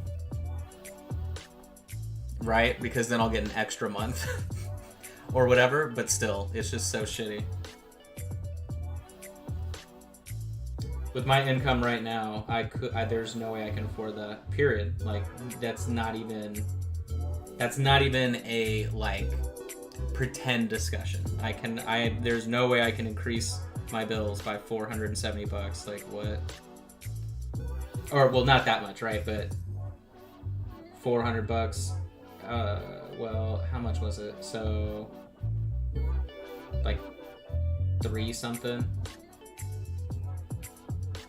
280. I don't know how to do math, but too much of a jump for me. And again, they took my subsidies away because they said verify your income. I sent them my tax return and they said no, that's not good enough. Well, actually, so what they said was that they needed everyone on the policy's income. And I gave them my tax return, and then they came back and they said, you didn't give us everyone on the policy's income. I'm literally the only person on the policy. And then that's why they said they canceled the policy. So, obviously, that is something that should be fixable, unless they're like, oops, sorry, you're screwed until another round of, whatever the case is. But I don't, unless there was a magical person on my policy that I don't know. Which there's not, but so I gotta figure that out. And then I have a filling that was scheduled for next month too. And I for sure don't have dental, so that was gonna be $270. Oh my god, guys. I gotta paint these damn Lord of the Rings minis and do this auction, man. I'm telling you.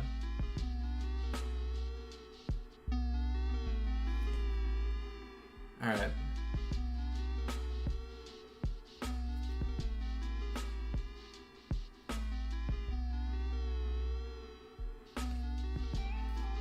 I just think it was an error because it was done through the marketplace system. Like it's the marketplace double checking everything.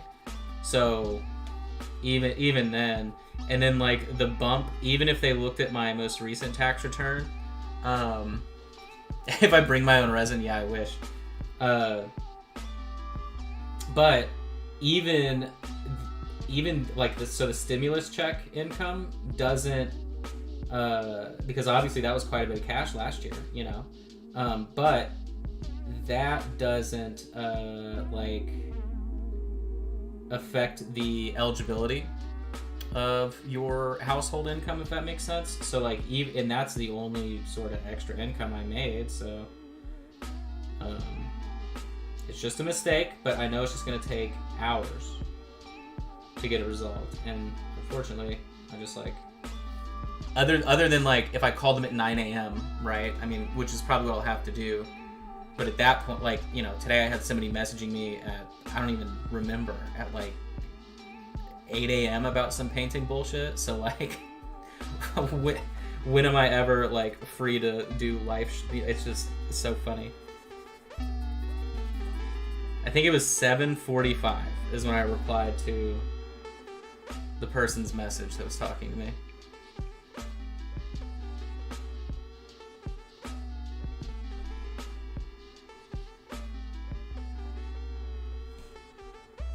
All right. we're just gonna have to be happy with that hair. I'm not happy with it, but it is what it is. So what have we got? We've got the wraps on here. So why don't we make them like an actual green, just to get away from people saying he's green. So I'm gonna mix the moth green and some black.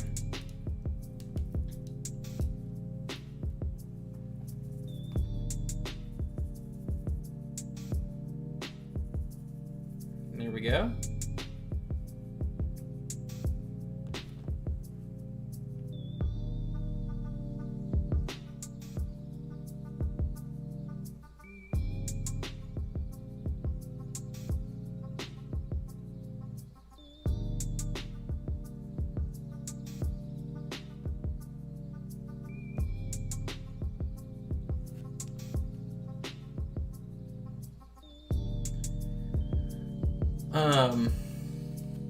You mean like all the Lord of the Rings ones?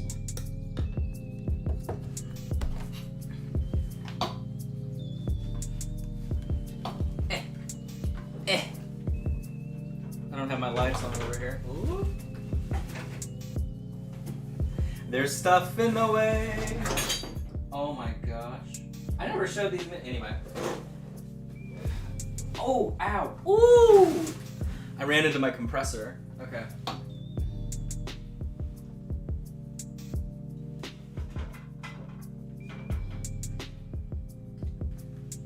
Okay. I think that's that. Yep.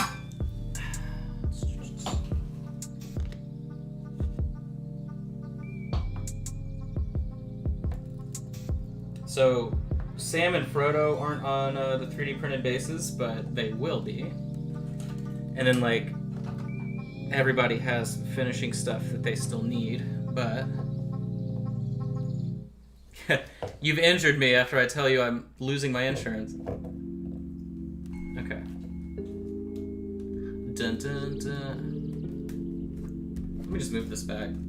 I have one of my keyboard rests here for when I'm painting because I was pushed really hard on the table.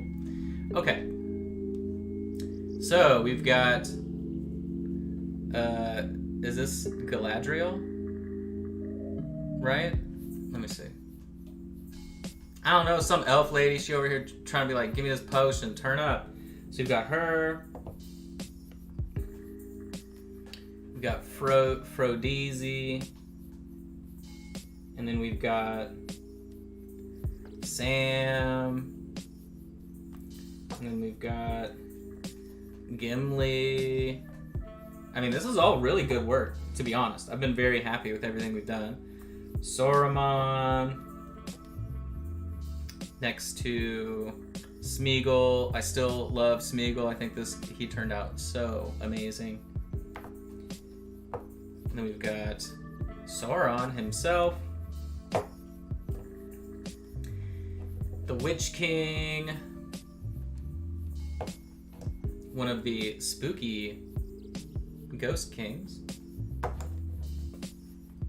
Aragorn. And then we still have Boromir, which, like I said, ruined him right before the stream. And then Legolas right here. So, still 2 of them to do. And then once they're done, so it'll be 1, 2, 3, 4, 5, 6, 7, 8, 2, 4, 6, 8, 10, 11, 12, 13. So it'll be 13 miniatures total. So I would hope I could get $10 for each one. Isn't it so sad to think like I can do really high level work on 13 miniatures and I'm like, I'll be lucky if I get $10 for each one. Are you like I love it. I love it. I'm so lucky. I'm just blessed over here. All right, let's keep going. Okay, so we were doing green over here, right?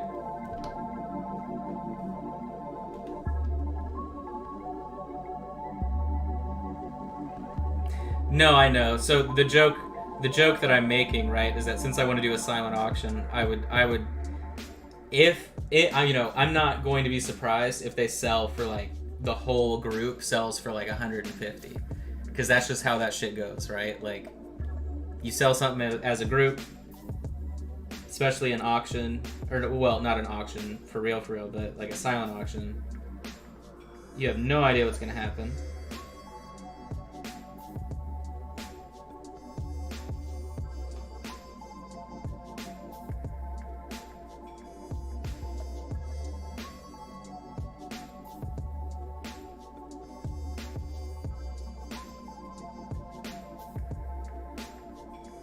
So painting the green in there directly on top of the purple, it's going to give us good contrast. Now I don't know where to hold Gandalf because I screwed up our camera angle. Hold on. There we go.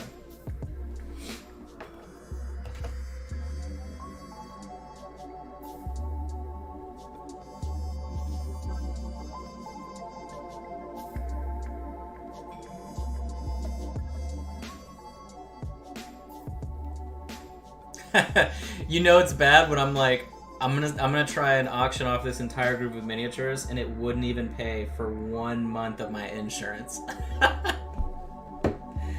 Oh my god, how crazy, right? How stupid is that? Yo, and then you have like the libertarian that comes into the chat that's like, healthcare is a luxury. You do not, there is no obligation for you to expect healthcare. And if you don't like it, then you should get a job that provides you with healthcare, and just don't expect shit for free. Not that I had free healthcare, but you understand what I'm saying. That's the sentiment.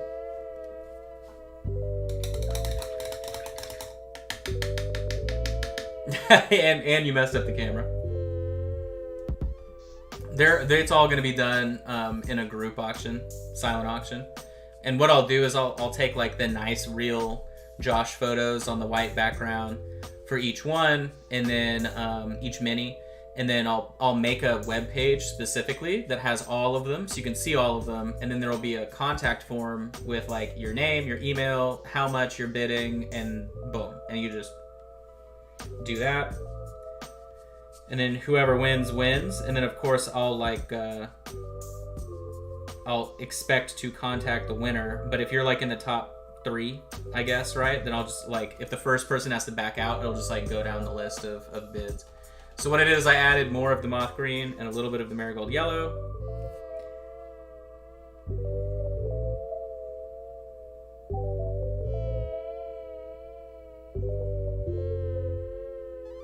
Don't want to go too bright, but I want to go bright enough.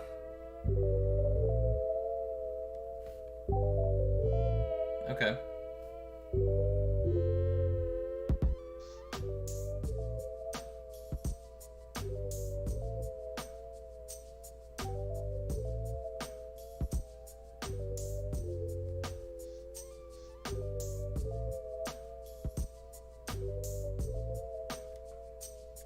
Okay.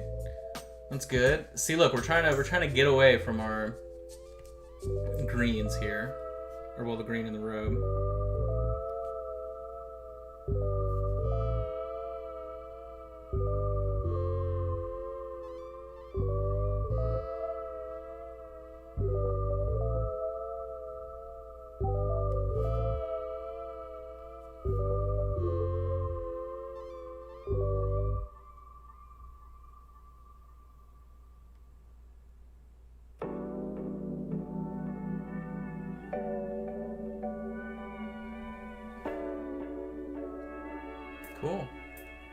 Cool. Wow, we did it. We did it. Wow. Okay, so then let's do this little duder. Let me grab intense brown. Awesome. And then I'm gonna get some skin tone as well. We'll do the book or whatever scroll.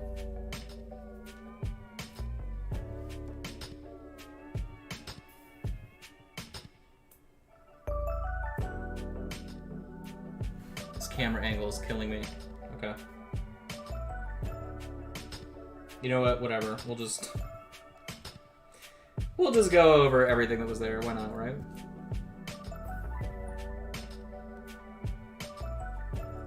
And then it needs to be darker. What do I have that's dark? Oh, clear purple. Shocker. And then I'll mix those two. Put it down over there. Add some shadow. Let's do more.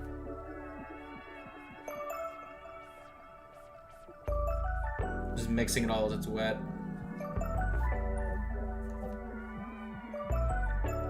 Oh, we do have that bottle. You want to do the bottle really quick? And then I can clean up the little speckles around the bottle. We'll do the bottle. That'll take the longest. I'm gonna get a brand new palette sheet because this boy is done.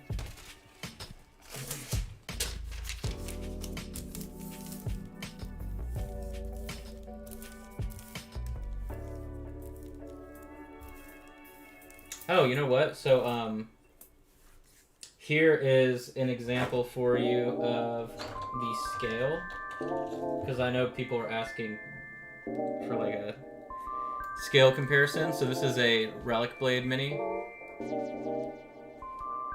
So that's the size difference, right?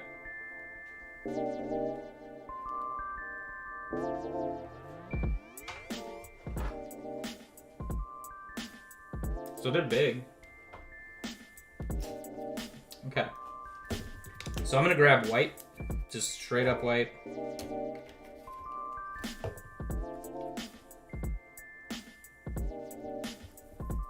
Get some water in it, make sure it's workable. Where are we? It doesn't even matter, it's just white, but.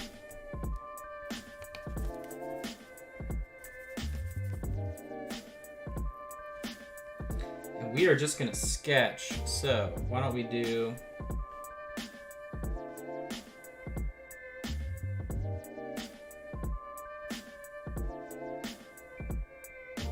You wanna do your edge.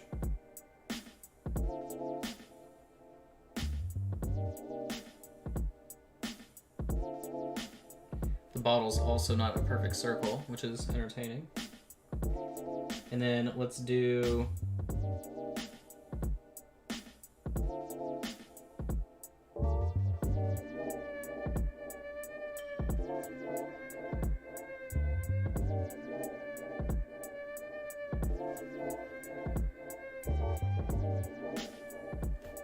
another semicircle there.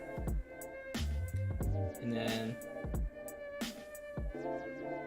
big circle in the top right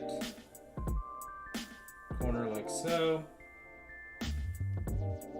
Okay, we're setting that up pretty well. Other part of the bottle doesn't matter. I need black because we're going to now clean things up.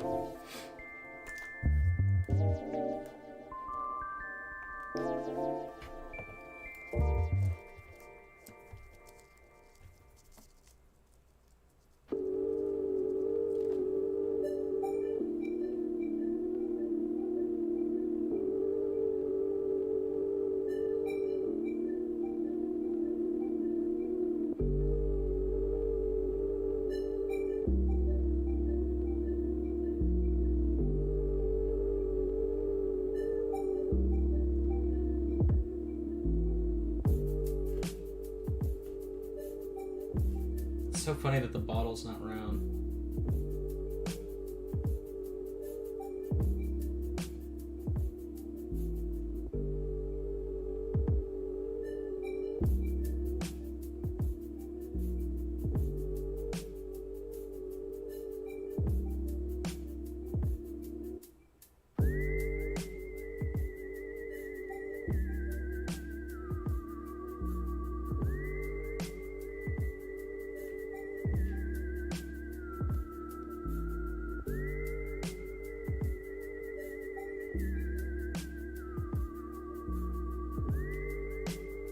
You know what? It should be like this. Hold on. What I was trying to do was do an ellipse to represent the liquid, but it should really be, okay, now I gotta figure it out. I just need that to dry.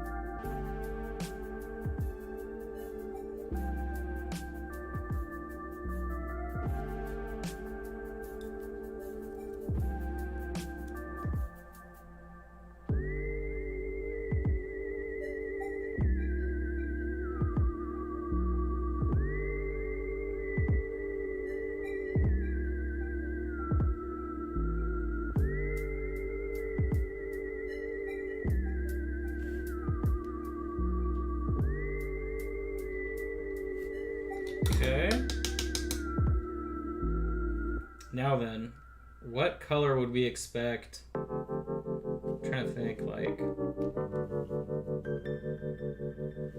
Now the other angle would be like this, but I just don't feel like it's right. But it would look like this. Hold on. Like something across the top. That does look right, actually. Okay. Alright, let me adjust that one more time.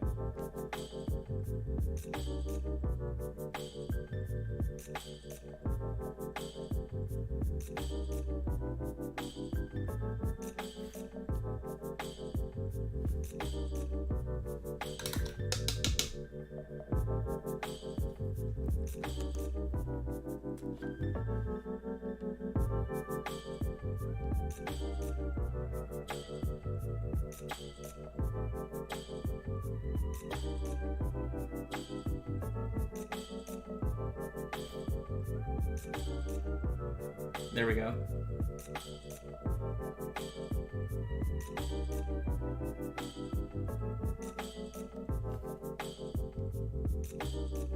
There we go. Okay, finally, we got it. All right, now I can do the liquid. Jeez, that was like so painful. Okay, so then we need, and we don't need that much. Okay, let me just clean it up. This will be the last thing we work on.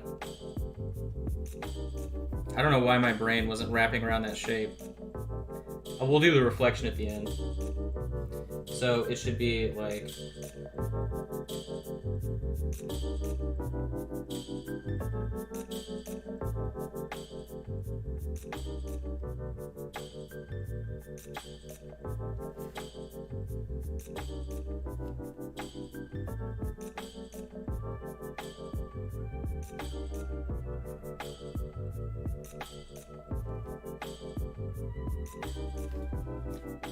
Hopefully the shape is about to make sense. So it's the three...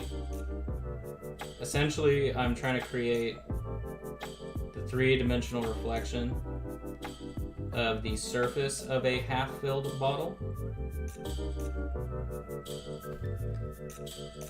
So, okay.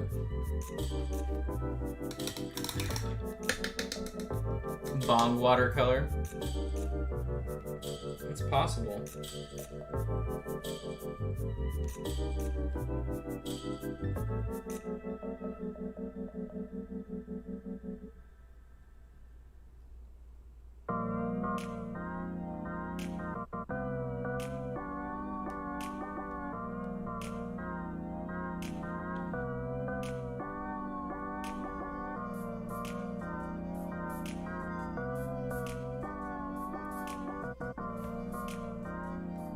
That's fine. Okay. So why don't we do a... Oh, damn, we have to do the other side too? I thought it wasn't visible. No. Oh my god. No, because that means I have to do the same thing.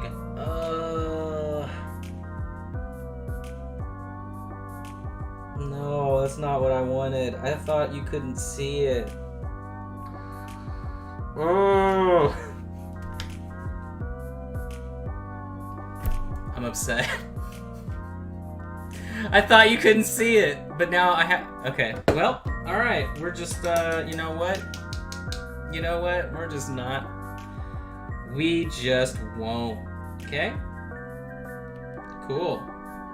Look at that. We're just gonna paint the whole thing white. Alright.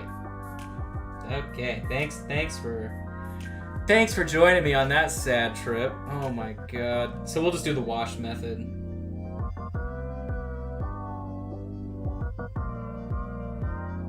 I was all aboard to do this one side, make it look three-dimensional, do the freehand on it. I was not on board to have to do it from two different angles. I'm so upset. Because I knew that was going to look good by the time it was done.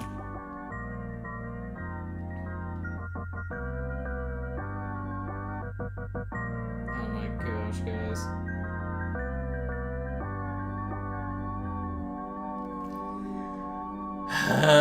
Alright.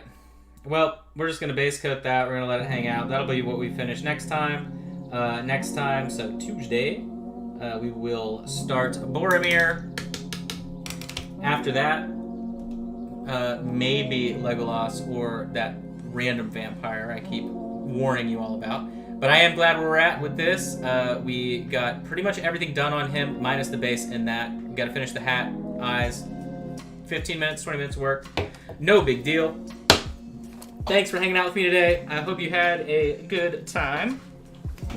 But that is it. So I appreciate you. Remember, tomorrow, hopefully, I'll be finishing up the Holly Monster sculpt. We worked on that very quickly the other day. We just sort of started blocking out her hair, all that. I didn't have time, so I needed to update the shop, which I did get done. I was pretty happy about that. But anyway, that is it. I will talk to you guys later. Whatever. See you tomorrow. Bye. Adios.